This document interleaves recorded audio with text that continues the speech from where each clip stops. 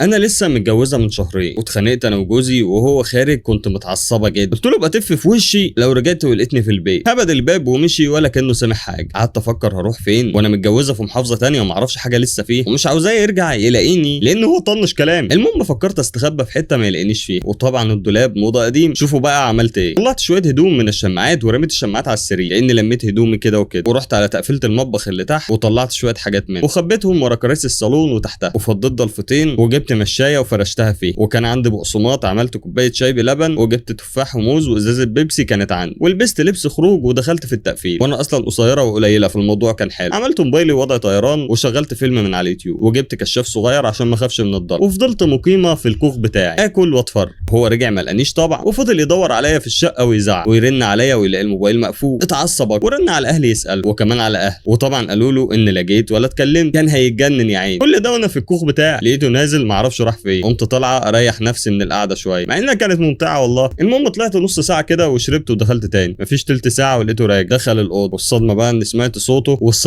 سمعت صوته قريب وبيقول بنبره كده غريبه: هو انت فاكره ان مش عارف مكانك؟ انا حسيت رجلي اتشلت. ازاي هو شافني وانا طالعه ولا عنده رادار؟ قعدت اقول في سري لا اكيد بيهزر. ايوه بيهزر، هو بيهزر صح. وفجاه سمعت صوت خطواته بتقرب اكتر واكتر لحد ما بقى قدام المطبخ. وقف ساكت لحظات وبعدين قال: اطلعي قبل ما اعد ل3. 1 2. قبل ما يقول 3 سمعنا احنا الاتنين خبط جامد جوه الصاله، حاجه وقعت واتكسر. هو اتلخبط وانا قلبي كان هيقع. ساب المطبخ وطلع بسرعه يشوف في ايه، وانا لقيت نفسي طايره وراه من الرعب. دخلنا الصاله لقينا الفازه اللي على الترابيزه نازله على الارض مقسومه نصين، والغريب ان الكراسي كانت متزحزحه وكأن حد كان قاعد وقام فجاه. بص لي بنظره كده اللي هو ايه الهزار ده، وانا ببص له: انت اللي جايب العفاريت دي معاك من بره؟ وكل اللي كنت بفكر فيه اني مش هستخبى في المطبخ تاني طول حياتي.